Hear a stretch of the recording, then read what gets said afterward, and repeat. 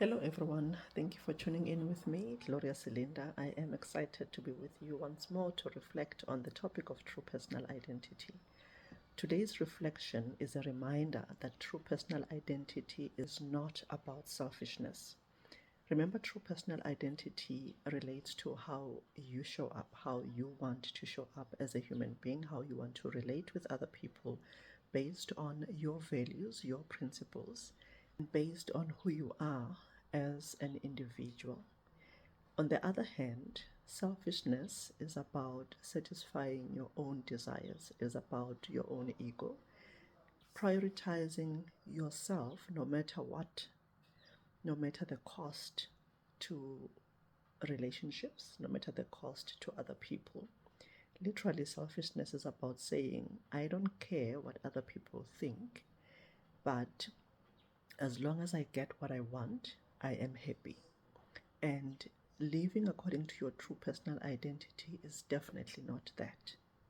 Instead, living according to your true personal identity takes care of how you are showing up as a human being. And if you think about it, it is because you care about how you show up in the midst of other people. It is because you care about what other people think about you as a person.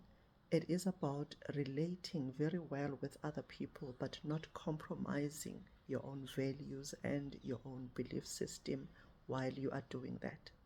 So, true personal identity is definitely not about being selfish. It is not about being arrogant. It is not about being prideful.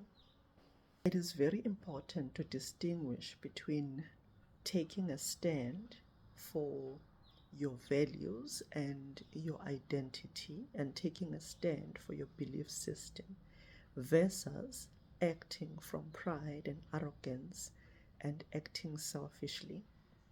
When you take a stand for your own value system, you are saying, I am creating healthy boundaries in terms of how I relate with other people. I am not going to be compromising myself.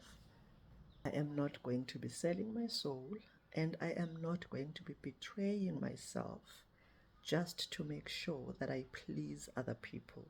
Instead, I am going to be very consciously aware of who I am at all times, and I'm consistently going to be reflecting when I make a decision, when I interact with other people, how that impacts on my value system, how it impacts on my belief system, and what consequences it attracts for me in future. So living according to your true personal identity is making sure that you are protecting yourself, and at the same time you are actually protecting your relationships. You may be asking yourself, how do you then protect your relationships if you are protecting yourself? If you make sure that you do what is right, according to your values and your belief system, and you respond from that position at all times, you are making sure that how you show up and how you relate with other people is from a place of authenticity.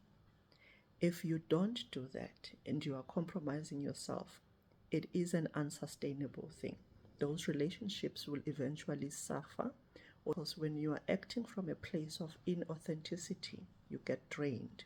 You are always having to push yourself a little further. You are always having to convince yourself that you need to be in that relationship and interacting in that specific way so that the others are satisfied, so that you are able to fit in. But at what cost?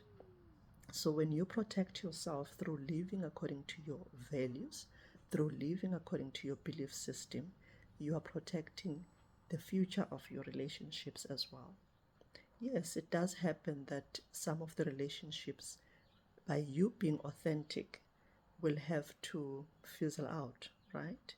And that is a natural cause because it means that those relationships are not creating a safe space for you to be an authentic you. And that is okay, as long as it is from a position of living according to your true personal identity and living according to your values, and understanding that it is necessary to suffer that cost in the interim, so that in future you do not feel compromised or betrayed by yourself, or betrayed even by those around you. So before I carry on, I want to appreciate each and every one of you who continue to tune in. Thank you for your support. Thank you for the feedback. Thank you to all who have subscribed. If you haven't subscribed yet, please click the subscribe button. Let us continue to learn and grow together. And also remember to share the link with others. So it is very important to understand that when you are acting according to your true personal identity, right from within, it is with good intention, not only for yourself, but for those that you value. When you're acting out of selfishness, you are destroying even the relationships that you want or should be nurturing and should be protecting in the long run. So the call to action is evaluate how selfishness shows up in you living according to your true personal identity. Selfishness is unhealthy.